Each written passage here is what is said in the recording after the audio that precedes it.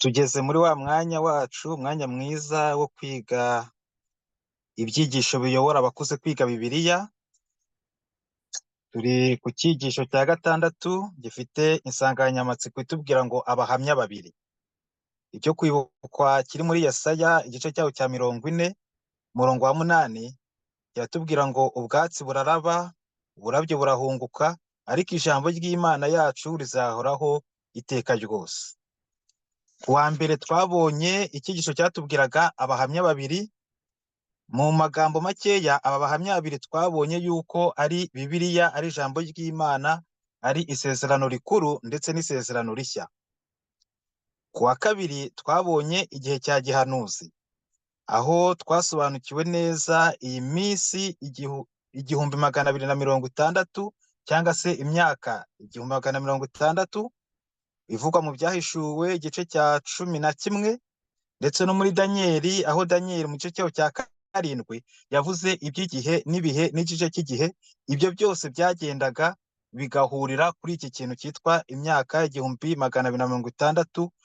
Iyi myaka akaba ari imyaka yabayeho ari imyaka y'umwijima, aho ijambo ry'Imana risa nkaho ryari ryarazimijwe burundu, ariko kuko Imana ari Imana yakomeje kubungabunga ibyayo byera. Uyu munsi kuwa gatatu tugiye kurebera hamwe abahamya babiri barishwe. Noneho twabonye abahamya babiri abari bo, twabonye iminsi ya gihanuzi, noneho tugiye kurebera abahamya babiri barishwe. Kugira ngo tujyane neza, tugiye kujyana mu Byahishuwe n'ubundi igice cya 11, turahera ku murongo waho wa 7 tugende tugere ku murongo wa 9. Igihe turi gusoma iri somo, reka tuzirikane iki kibazo umwanditsi yaduhaye. Aragira ati uzirikana ko imvugo yakoreshejwe ari imvugo shusho. Ni iki iyi mirongo dusomye irenguriraho kizaba ku bahamya babiri b'Imana, isezerano rya kera n'isezerano rishya? Tujyane rero mu Byahishuwe igice cya 11 umurongo waho wa 7 ndetse tugere ku murongo wa 9. Aravuga hati ngo kandi nibarangiza guhamya kwabo, inyamaswa izazamuka ivuye kuzimu irwane nabo, ibaneshe ibice. Intumbi zabo zizarambarara mu nzira nyabagendwa yo mu mudugudu munini, ari wo witwa Isodomu, no muri Egiputa mu mvugo y'umwuka, ari naho umwami wabo yabambwe. Nuko abo mu moko n'imiryango n'indimi n'amahanga bazamara iminsi 3 n'igice bareba intumbi zabo, ntibazazikundira guhambwa mu mva.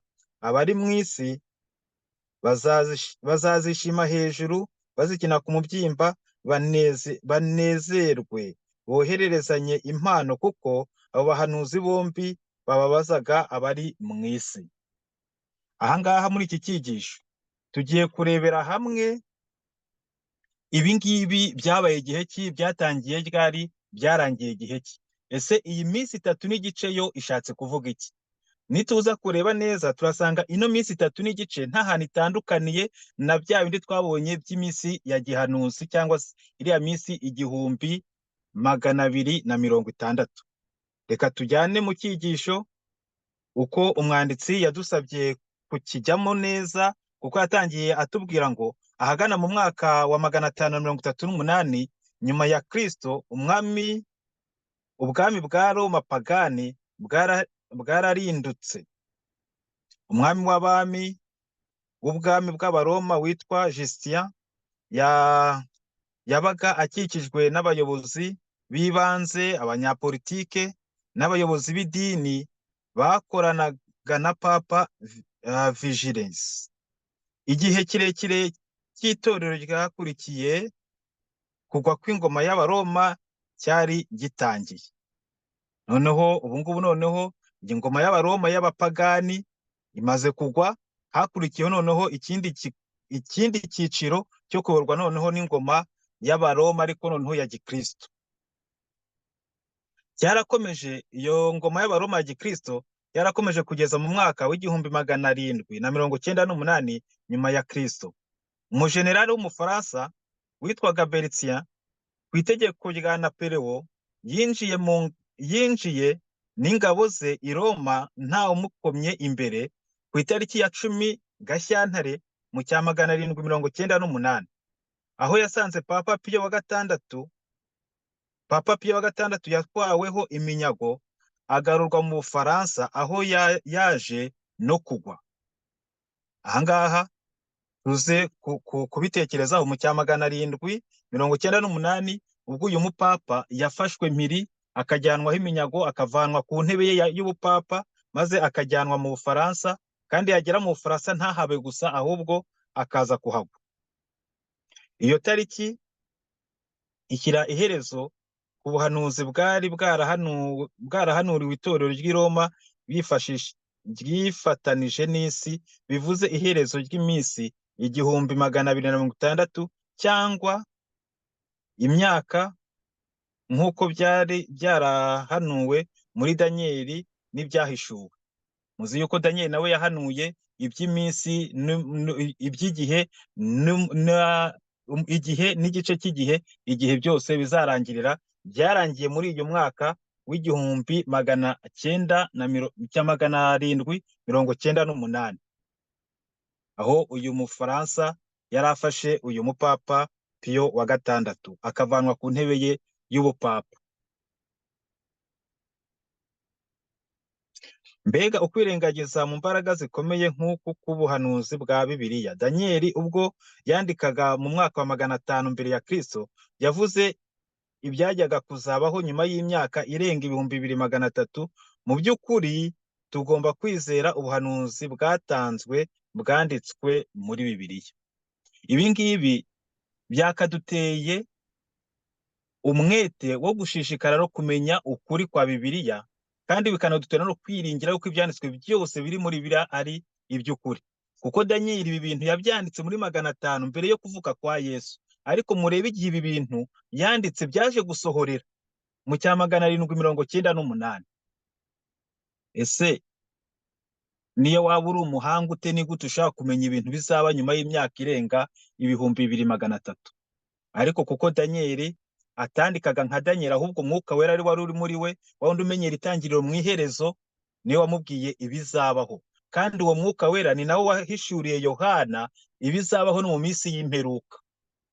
Rero ntabwo dukwiriye guca ku ruhande cyangwa se gusuzugura ibyanditswe byera.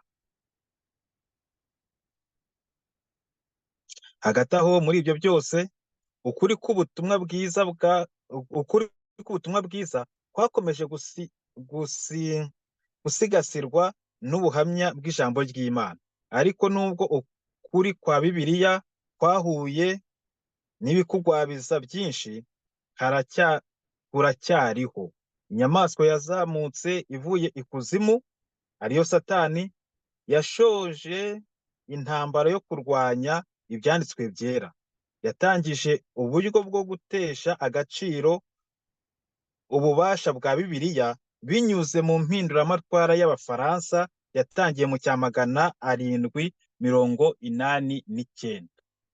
Ahangaha muri uyu mwaka w'icya 789, uretse ko intebe ya papa yari imaze gukurwaho, hajeho ikindi kintu gishyashya Abafaransa bari bashyizeho cy'impinduramatwara, cyangwa se cyo gusenya, cyangwa se cyo kwanga ibyanditswe byera. Ahangaha turaza kubiganiraho mu kanya, kugira ngo tuze gucukumbura cyangwa se tuze kwinjira neza ibi bintu kubera iki byabayeho. Ese byatewe n'iki? Ese byamaze igihe kingana iki?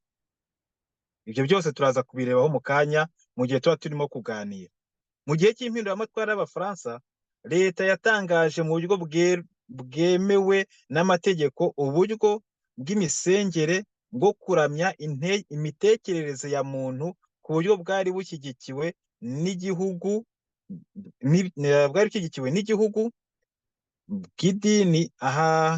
bw'idini ihakana Imana.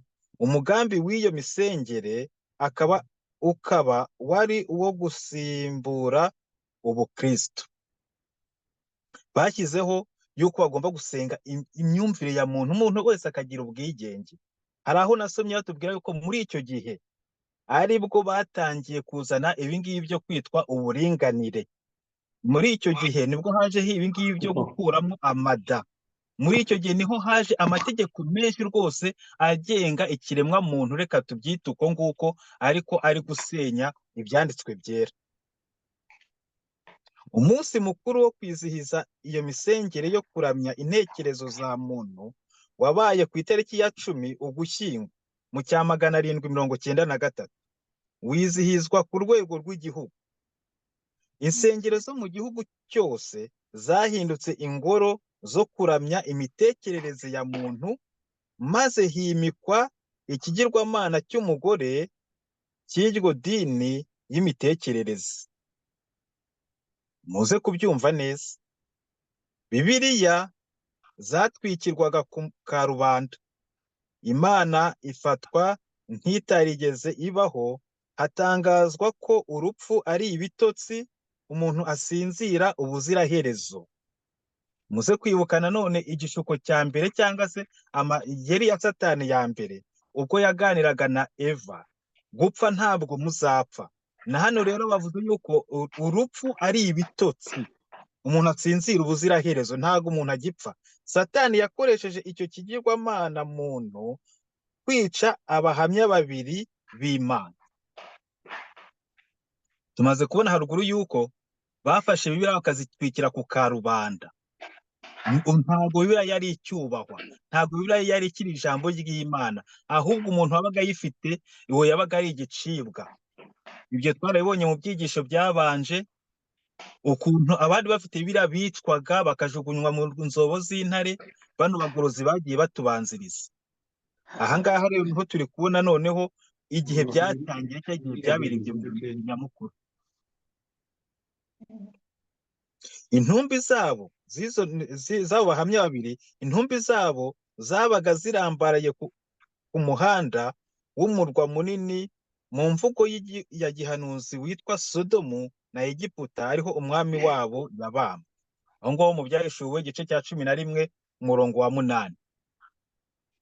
Aha ngaha iyo tuvuze Sodomu, umuntu wese wagerageje kuba yarasomye Bibiliya cyane cyane mu Itangiriro, ahita abona umurwa wakorerwagamo ibyaha byinshi cyane.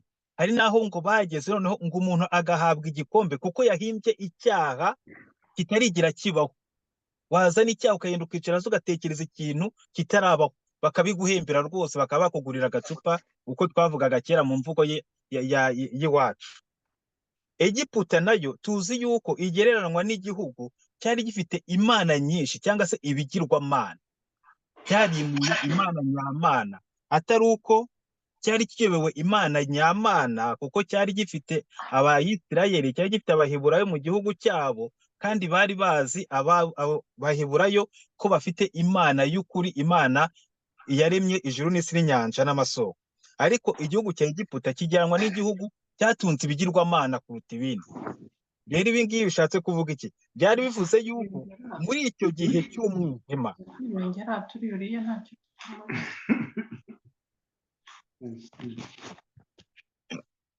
muri icyo gihe cy'umwijima hari hari gukorwa ibyaha bitigeze binabaho, bigereranwa na Sodomu, kandi bari barimo kugenda nanone bimika ibigirwamana bigereranwa na Egiputa.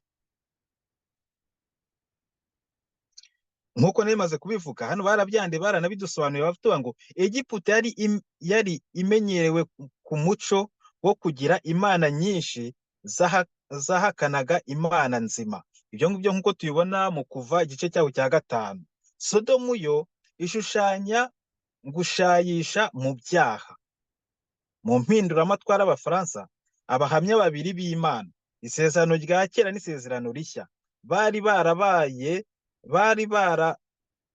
barambaraye mu nzira, bapfuye kubera kwimura Imana no gushayisha mu bibi byari byarabaye gikwira ahantu hose, hamwe no kumena amaraso y'inzirakarengane byari ahantu hose. Ngiki icyo gihe cy'umwijima, icyo gihe cy'iminsi 3 n'igice twarebye ibyari bikuba.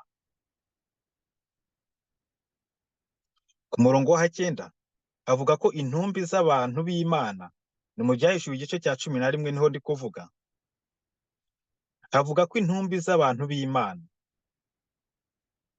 bashushanya abahamya babiri b'Imana zizarambarara mu nzira zarabuze gihambwa mu gihe cy'iminsi 3 n'igice. Ni ukuvuga imyaka 3 n'igice mu mvugo ya gihanuzi. Idini ya gipagani ihakana Imana yari iri ku ruhembe rw'imbere mu mpinduramatwara y'Abafaransa, byibuze mu gihe cy'imyaka 3 n'igice. Icyo gihe cyarakomeje kigera ku wa 26 Ugushyingo mu cya 1793, igihe i Paris hashyirwagaho itegeko rikuraho amadini ku wa 17 Kamena mu cya 1797. Icyo gihe leta y'Abafaransa yakuyeho amategeko agenga amadini. Ahangaha byari ibihe bitoroshye, ariko byari ibihe bya gihanuzi kandi byagombaga gusohora, kandi uko ibi bihe byasohoye n'ibindi bitarasohora dutegereje byo kugaruka kwa Yesu Kristo, kugira ngo ibi byose bikurweho, byanze bikunze bizaza. Reka ahubwo duharanire kugira ukwizera muri Yesu, kugira ngo twe kuzajya dutungurwa n'ubuhanuzi, ahubwo igihe cyose nk'uko ijambo rye rivuga ngo nta na kimwe kizaba ku isi Imana itabanje kukimenyesha abahanuzi n'abana bayo. Murebe Danyeli muri 500 mbere ya Kristo yari yabibwiwe, kugira ngo bazaza nyuma ya Danyeli bazabimenye. Yesu nawe ari ku isi yarabivuze. Natwe rero mureke twige kandi turarike Mwuka Wera dusobanurire, kugira ngo ubu buhanuzi burusheho kutwubakira ukwizera kwacu. Nibyo ngwisabira, nanjye nisabira mu izina rya Yesu. Amen.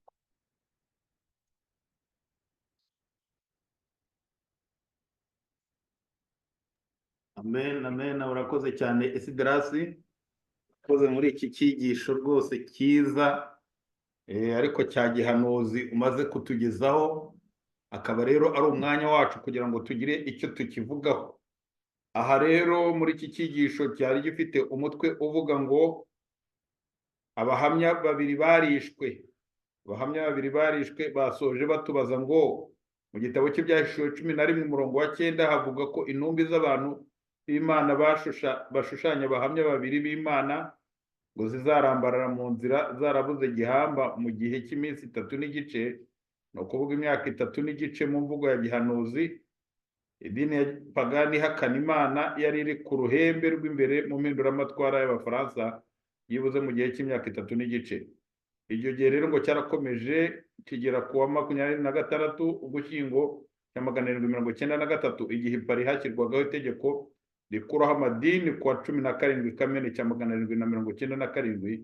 Icyo gihe leta y'Abafaransa rero yakuyeho amategeko agenga amadini. Ahangaha si n'ikibazo batubajije, ahubwo ni ugutekereza, nicyo twagombye gutekerezaho.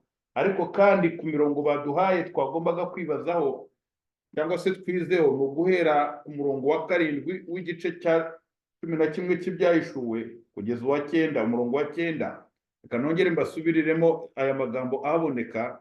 Aravuga ngo kandi nibarangiza guhamya kwabo, inyamaswa izazamuka ivuye ikuzimu irwane nabo, ibaneshe ibice, ngo intumbi zabo zizarambarara mu nzira nyabagendwa yo mu mudugudu munini ariwo witwa Sodomu no mu Egiputa, mu mvugo y'umwuka wariho umwami wabo yabambwe. Aya magambo asa naho mu by'ukuri agiye akomeye cyane ku buryo umuntu atapfa kuyafata cyangwa se guhita ayumva, ariko Imana ishimwe kubera yuko yatanze ubusobanuro, yahaye itorero ryayo kubasha gusobanukirwa.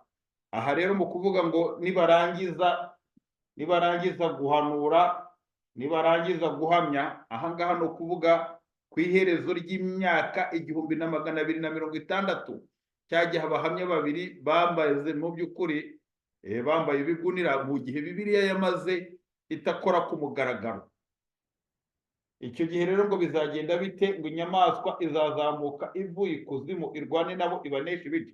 Nta yindi nyamaswa yigeze ivugwa hariya, Yohana ntiyigeze avuga iyo nyamaswa iyo ari yo, ariko iriya mvugo ngo inyamaswa isa naho ishaka kumvisha umusomyi, isa naho umusomyi ahita yumva iyo nyamaswa iyo ari yo. Ese iyo nyamaswa ni iyihe ivugwa hariya?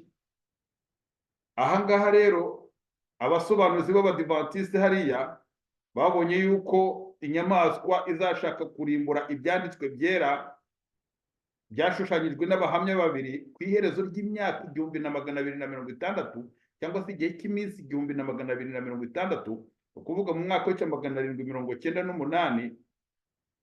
Nta yindi, ni Ubufaransa, ni igihugu cy'Ubufaransa, kuko aricyo cyari gifite umwuka wo kurwanya Imana, mbega cyangwa se kurwanya iyobokamana muri kiriya gihe.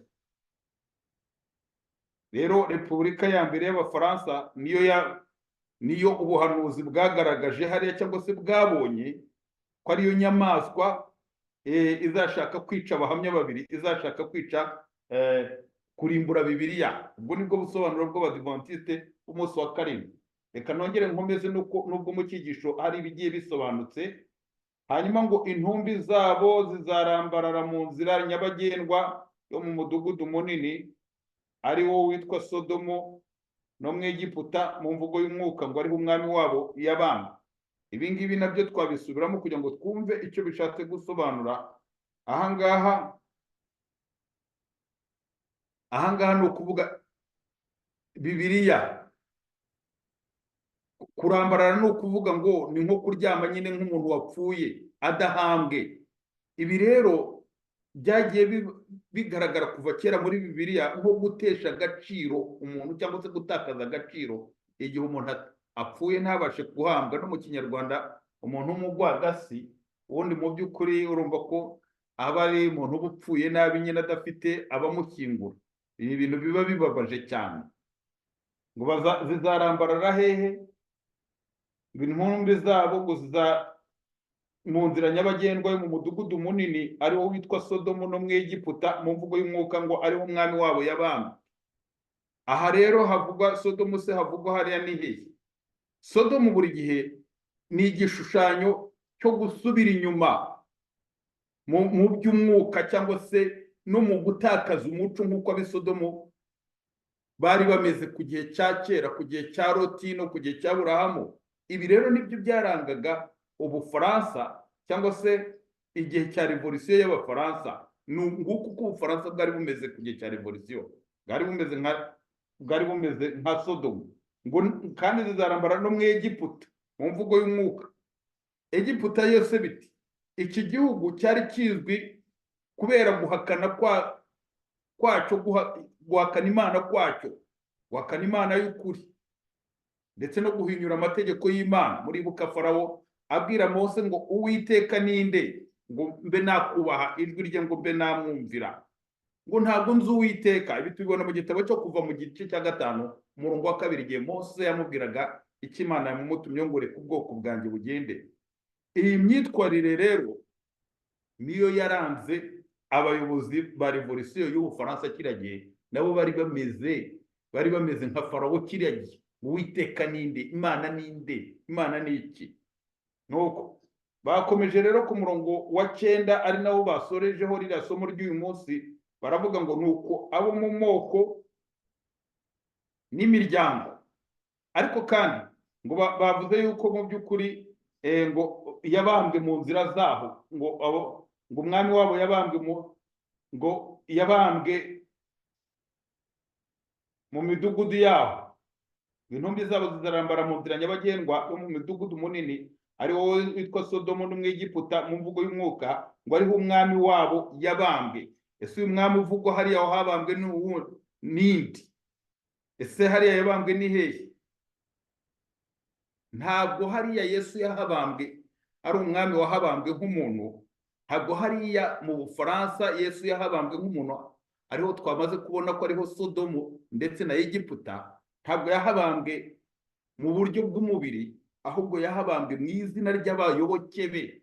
Abayoboke be benshi, mu bayoboke ba Kristo benshi, mu bakristo benshi barishwe, bararimbutse muri kariya karengane, mu karengane kakozwe mu Bufaransa muri iriya myaka ya revolisiyo.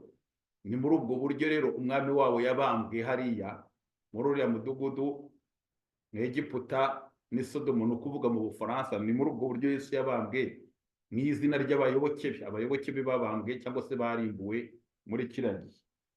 Ndumva igisigari ku murongo wa 9 ngo nuko abo mu moko n'imiryango n'indimi n'amahanga bazamara iminsi 3 n'igice bareba intumbi zabo, ntibazazikundira guhambwa. Mumva ibi ngibi byo babisobanuye.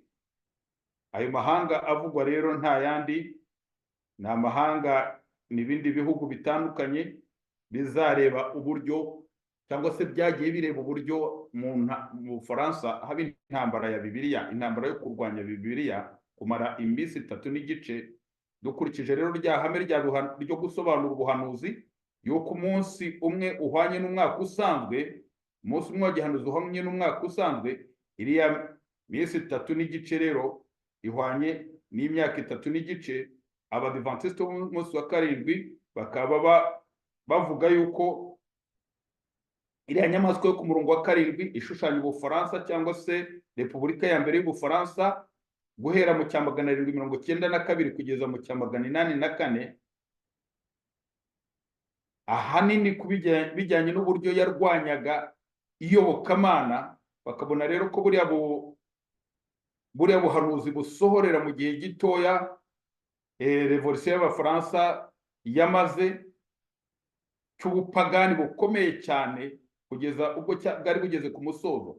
Kiriya gihe cy'imyaka 3 n'igice rero cyahereye ku itariki ya 10 z'ukwa 11 cyangwa se Ugushyingo 1793, ubwo hashyirwaho itegeko ry'i Paris ryakuragaho iyobokamana cyangwa se amadini, rikageza ku itariki 17 Kamena cyangwa se ukwezi kwa 6 1797, ubwo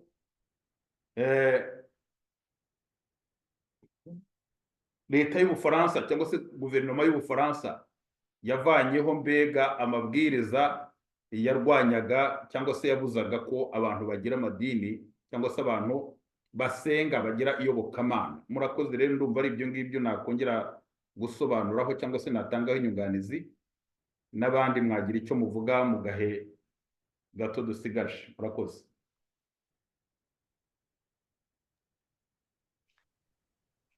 Hello.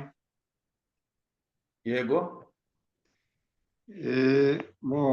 Ahantu mpise ngira urujijo ku nyamaswa yaturutse mu mazi ikabyeranywa n'Ubufaransa, ariko hari interpretation zitari nkeya za Kidventiste zerekana ko inyamaswa ivuye mu mazi akenshi kunze kwerekanwa nk'iyobokamana nyine ripfuye.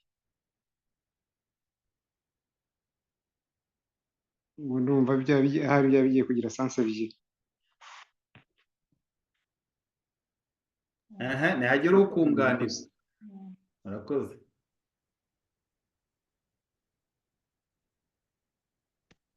Ariko ubundi iyobokamana ni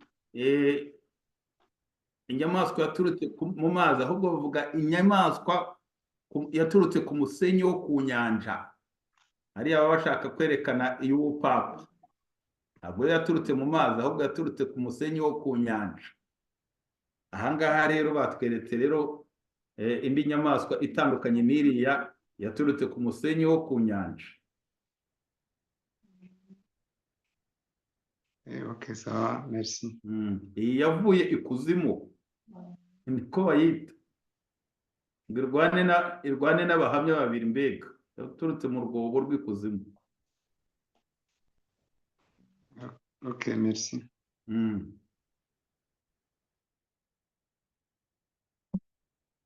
Abandi yemwe muri hehe? Ubuhanuzi burakomeye. Ahubwo nanjye reka mbaza akabazo. Hano hari ahantu twasomye yuko iyi ntambara amaze iminsi 3 n'igice, kandi tubona ko yatangiye mu 789 aho bari bamaze gukuraho ubupapa. Ubufaransa bwamaze gukuraho ubupapa. ese ubuhanuzi icya magana arindwi bwarangiye na mirongo icyenda n'umunani cya 798 ya nibwo byatangiye, bimara iminsi 3 n'igice. Abo bahamya babiri bari mu nzira, abantu babatangarira nyine barabuze igihambwa. Iyo tubaze iyi minsi 3 n'igice turayibara tugasanga nayo igwa kuri ya minsi 1260, kuko imyaka 3 n'igice iyo dukubye na 360 nanone biraza bikagwa aho ngaho. Ese ibi byatangiye igihe ki, byarangiye igihe ki?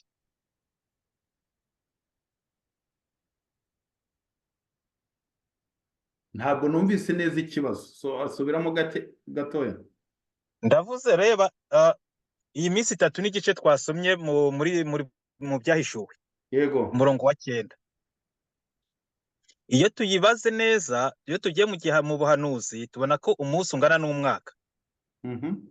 Ni ukuvuga ko ubwo dufite imyaka 3 n'igice. Imyaka 3 n'igice iyo dukubye na ya minsi n'ubundi 360 igize umwaka,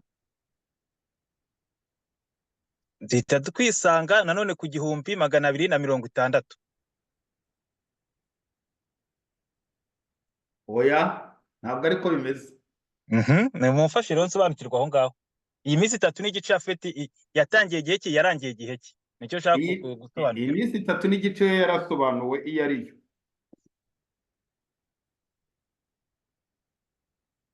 iya mbere mwibuke yuko 1260 bavuze igihe n'ibihe n'igice cy'igihe, yari imyaka 3 n'igice, ntabwo yari iminsi 3 n'igice, yari imyaka 3 n'igice ya gihanuzi. noneho aha ngaha ntabwo bari kuvuga imyaka 3 n'igice ya gihanuzi, ahubwo barimo baravuga iminsi 3 n'igice ya gihanuzi. urumva itandukaniro rya mbere. kandi umwaka wa gihanuzi umunsi wa gihanuzi uhwanye n'umwaka usanzwe.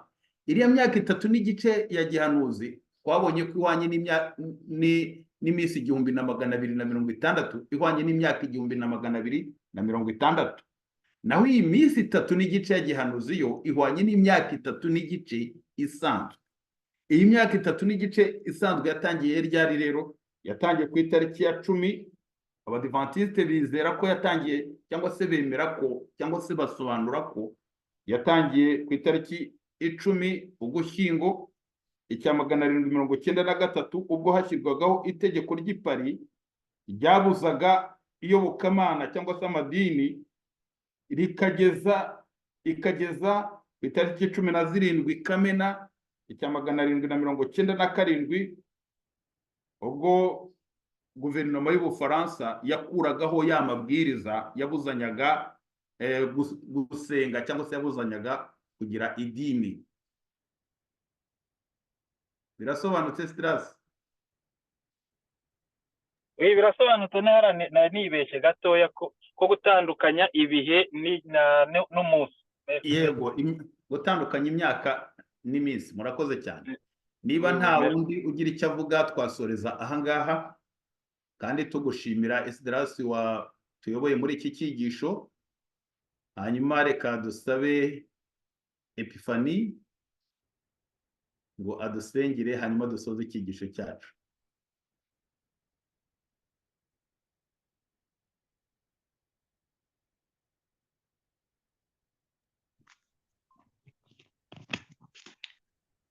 reka dusenge. turagushimiye Uwiteka Imana, tugushimiye ineza yawe yabanye natwe, tugushimiye ko watwemereye umugoroba tukaba twongeye kurira kuri uyu murongo kugira ngo twongere twibukiranye, twumve ibyo waduteguriye, utwibutse amateka, ndetse utwibutse ko utigeze ureka itorero ryawe marigre y'ibibazo ryagiye ricamo. izina ryawe nirihimbazwe. Mana nziza rero ndakwinginze kugira ngo n'ubundi uturinde kwibagirwa, uduhe guha agaciro ubuhanuzi watwandikishirije kugira ngo budukomeze kandi budutere umwete wo kugushaka kurutaho, ndetse no kwirinda kwivanga n'iyi si, kugira ngo ubwo uzagaruka gutwara itorero ryawe uzasange tukikwiteguye turi maso. ndakwinginze. Sabiye umugisha rero Strauss watwigishije, umuha umugisha, ndetse na pasiteri, ndetse n'abandi bose batanze inyunganizi n'ibibazo. natwe twese twabashe kuboneka, uduhe umugisha kugira ngo dukomeze kujya duhora duhurira imbere yawe kandi tunejejwe nawe. Turengere rero tugiye gutandukana, ugendane na buri umwe wese, abagiye kuruhura imibiri ubane nabo, abatangiye umunsi w'imirimo ubagire neza, nabo mu byo bakora byose baguheshe icyubahiro. Bane n'itorero ryawe hirya no hino mu isi, twese tukugireho umugisha, kandi nsengeye umunsi w'ejo kugira ngo nabwo uzatubashishe kugira inzara n'inyota byo kuza guteranira imbere yawe kugira ngo twumve icyo waduteguriye. Tugire neza muri byose, amahoro yawe akomeze kubana n'umutima wa buri umwe wese mu izina rya Yesu. Amen. Amen, murakoze cyane, rakoze Epifani, kandi turongera gushimira Esdras watwigishije, turashimira abaduhaye inyunganizi bose ndetse n'abitabiriye kuri uyu mugoroba. Turasaba umuntu udukurikira kuri YouTube, ukurikira iki cyigisho ndetse n'ibindi, ubaye ufite inyunganizi cyangwa se ikibazo wabitanga munsi y'icyigisho ahagendewe gushyirwa za comments. Ahasigaye rero Imana iduhana umugisha, murakoze. Na hejuru.